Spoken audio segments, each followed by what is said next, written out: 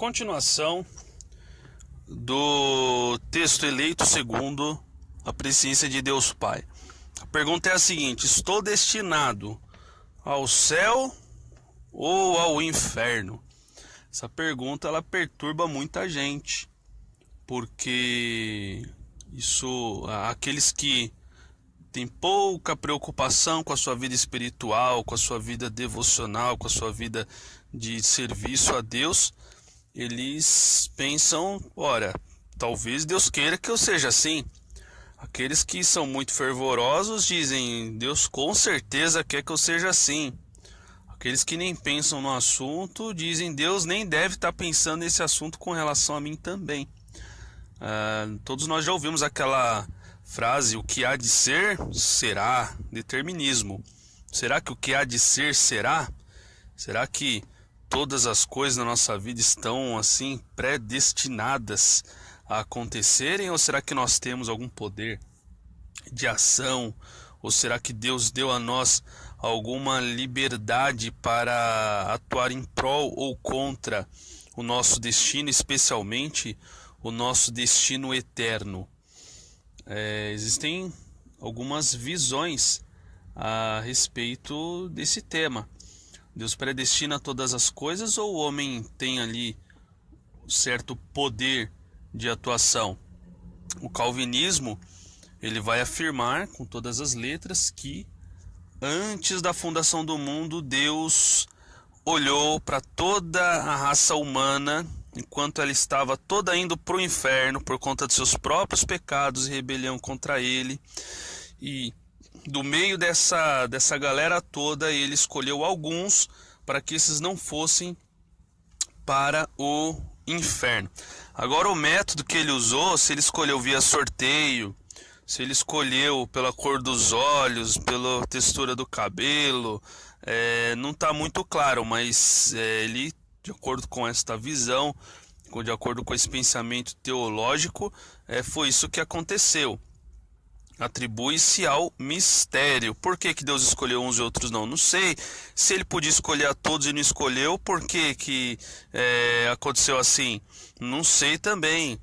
Deus tem prazer que o cara vá para o inferno? Não tem. Poxa, mas então por que ele não determinou que aquele cara que vai para o inferno não fosse, já que ele não quer que vá? E se ele é justo fazendo isso com aquele que estava indo para o inferno, mas não vai agora porque Deus determinou? Não sei se estou sendo claro.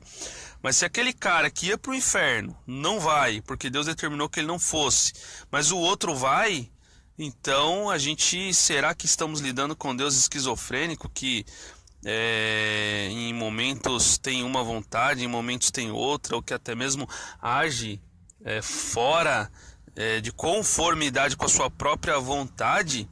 Seria ele escravo de algum tipo de vontade externa a ele, onde ele mesmo querendo fazer uma coisa não faz?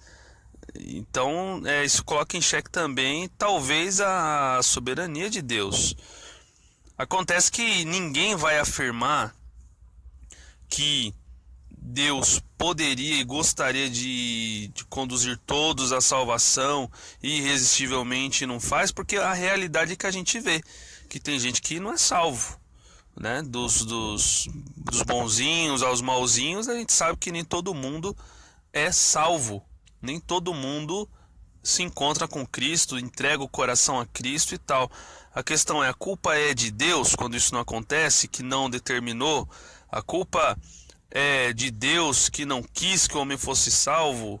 Ou a culpa é do homem que quis esse destino terrível? Né? São coisas que a maioria das pessoas procuram não pensar, porque se pensar nisso acaba ficando doida. Tem gente que fica doido pensando nisso, né? Eu mesmo, eu venho de um pensamento que é bem confuso a respeito desse tema, mas aí depois eu resolvi virar calvinista, né? E aí, depois que eu virei calvinista, eu comecei a ignorar alguns textos bíblicos, eu tirar a força deles, e aí depois, alguns anos depois, pensando honestamente sobre isso, eu falei, olha, eu não estou sendo honesto nem sincero com relação a esses outros textos aqui que diziam outra coisa. Enfim, o Luiz achou equilíbrio? Não sei, mas eu vou explicar o que eu imagino que, segundo a minha interpretação, e é lógico que eu não estou sozinho nessa interpretação, que se eu estivesse pensando diferente de todo mundo, provavelmente estaria completamente errado. Tem alguém que pense igual o que eu vou dizer? Lógico que tem, né? Então o texto ele diz o seguinte: eleito segundo a presciência de Deus Pai pela santificação do Espírito para a obediência e aspersão do sangue de Jesus Cristo.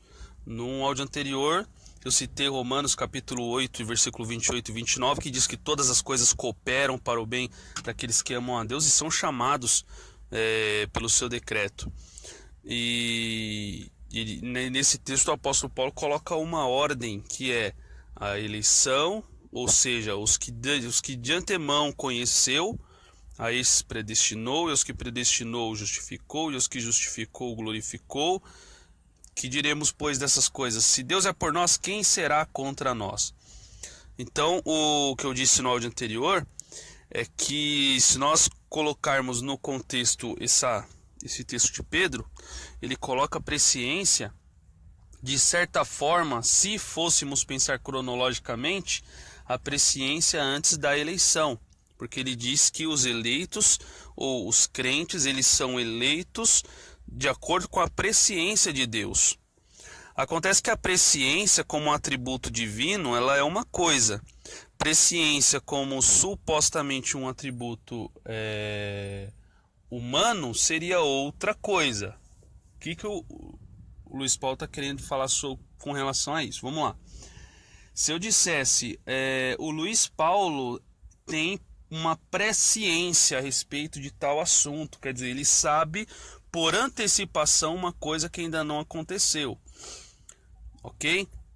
Estaria dizendo que o Luiz Paulo é um vidente. Não sei se você já assistiu aquele filme O Vidente, onde ele tem ali uma visão, conhecimento daquilo que vai acontecer alguns minutos à frente. Então ele sempre se antecipa aos fatos e vez por outra muda ali o seu destino, digamos assim. Isso seria um ser humano presciente. Quando a gente fala sobre a presciência do ponto de vista divino, a gente não está falando da mesma coisa, ok? Em primeiro lugar, Deus não está limitado ao tempo e espaço. A palavra de Deus ela diz em Eclesiastes que o que é já foi e o que há de ser também já foi. E Deus pede conta, como que sendo no tempo presente, do que se passou. O apóstolo Pedro, nessa mesma carta que nós lemos na sua primeira epístola, ele diz que um dia para Deus é como 1000 anos e 1000 anos é como um dia. Isto quer dizer o que, meus amigos? Quer dizer que quando Deus olha para a minha história, quando Deus olha para a sua história, quando Deus olha para a história da humanidade, quando Deus olha para a história mundial, ele não vê a sequência de fatos que nós vemos. Para ele é um eterno agora. Portanto, vamos criar aqui um personagem chamado João. E o João, ele é um cara que ele teve uma infância ali, uma infância muito difícil. Ele era um cara que ele nasceu dentro de um terreiro, onde ele via as pessoas ali sendo possuídas pelas entidades, né? Vez por outra vinha alguém para fazer um trabalho, alguma coisa assim, e ele achava aquilo ali muito legal. E ele cresceu, se tornou ali uma pessoa que não tinha nada a ver com o conceito cristão da coisa quando se fala de religião, ok? Aí um dia, o João, ele achou uma Bíblia, ele começou a ler a Bíblia e ele leu assim: vinde a mim todos que estáis cansados, sobrecarregados, e eu vos aliviarei. Tomai sobre vós o meu jugo e aprendei de mim, que sou manso e humilde de coração. Encontrareis descanso para as vossas almas. Ele olhou para a vida dele, ele disse o seguinte: eu não tenho descanso, eu não tenho paz, eu preciso dessa paz, eu preciso ter um encontro com Cristo. Então o João, naquele momento, se entrega a Cristo, recebe o Espírito Santo, é lavado dos seus pecados, e a partir de agora ele é uma nova criatura, como diz o apóstolo Paulo: se alguém está em Cristo, nova criatura é. E o João, ele viveu ali os outros 40 anos da vida dele. Os 40 anos da vida dele, ele viveu, né, servindo ao Senhor fielmente. João, ele morreu ali com seus em torno de 60 anos e foi para o céu. Ok. Então, como é que Deus vê essa história? Nós vemos essa história linearmente. João nasceu, João viveu uma vida afastada de Deus, João aceitou a Cristo, João recebeu a salvação, João viveu em santidade, fidelidade ao Senhor, João morreu, João foi para o céu. Quando Deus olha para a história do João, ele olha a história do João como se fosse um momento só. Me explica isso. Não dá para entender completamente. Mas quando nós lemos que o que é já foi, o que é de ser já foi, que Deus pede conta do que se passou, nós compreendemos que eternidade não é um tempo infinito. Pelo contrário, a eternidade é um não tempo. Deus, quando olha para nós da eternidade, ele vê passado, presente e futuro como se fosse a mesma coisa. Ele se relaciona conosco no tempo, mas ele não está limitado ao tempo. Portanto, quando a palavra de Deus ela diz que nós somos eleitos conforme a presciência de Deus, o Eliezer está dizendo aqui: boa, Luiz Paulo, lembrando que quarta teremos Juntos por um programa sobre a reforma. Isso aí, a gente vai falar sobre a reforma protestante, seus desdobramentos, o seu impacto na igreja e na sociedade. Um abraço e a paz aí, meu querido Eliezer. Então, vamos lá. O que é ser eleito segundo a presciência de Deus? O que é ser eleito? O que esse texto está dizendo é que quando nós olhamos para o momento em que nós recebemos a fé, hoje isso está no passado.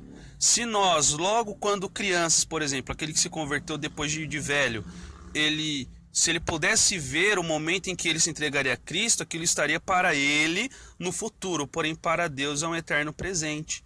Portanto, Deus não precisa prever coisa alguma porque ele é onisciente. E onisciência é um atributo que é somente de Deus. O que é onisciência? Onisciência é a pessoa saber tudo sobre todas as coisas o tempo todo sem deixar escapar nada. Se Deus é onisciente, Deus nunca vai precisar prever alguma coisa. Ele simplesmente sabe. Tudo que Deus sabe, o que nós chamamos de hoje, tudo que Deus sabe hoje, ele sempre soube. E tudo que Deus vai saber no último dia de existência desse planeta, ele já sabia antes da fundação do mundo. Mas para nós, aquilo ainda não havia acontecido. Portanto, o apóstolo Pedro, quando ele fala sobre a presciência de Deus, ele está falando sobre aquilo que Deus sempre soube, mas que não estava ainda na história, que não havia acontecido ainda. Portanto, a gente pode definir presciência de Deus é o quê?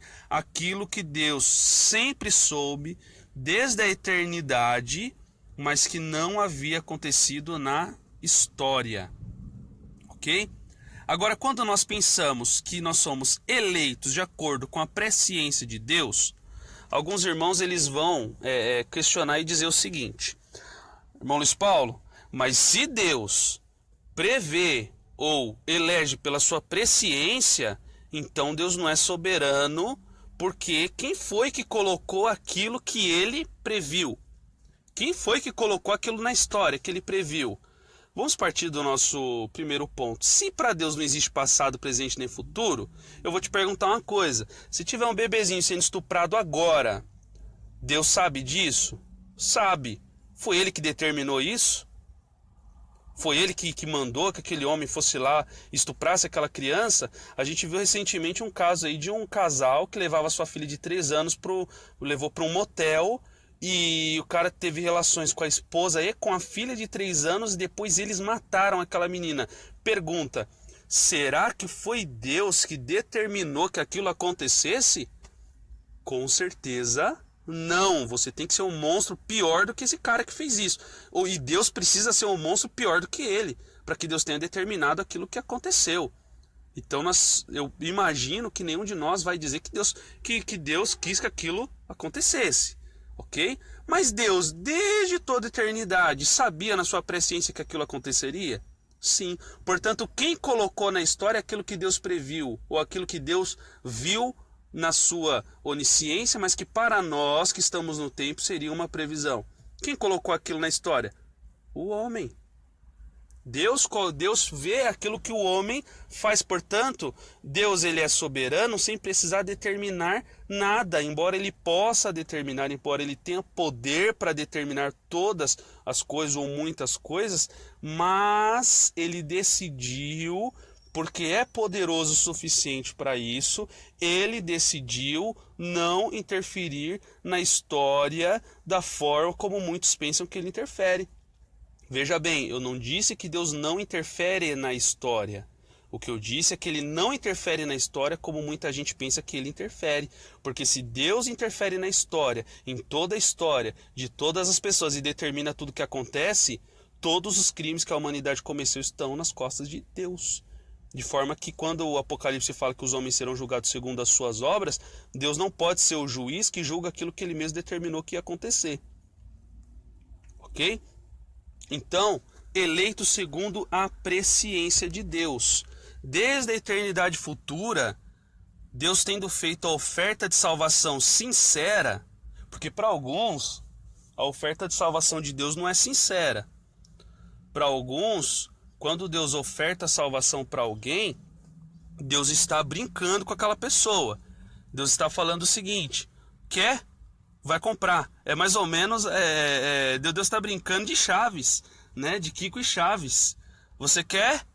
E a pessoa olha para a salvação e ele diz: compra. Quer dizer, você não tem condições, mas eu te ofereci sabendo que você não tem condições de aceitar aquilo. Será que é isso que a palavra de Deus fala?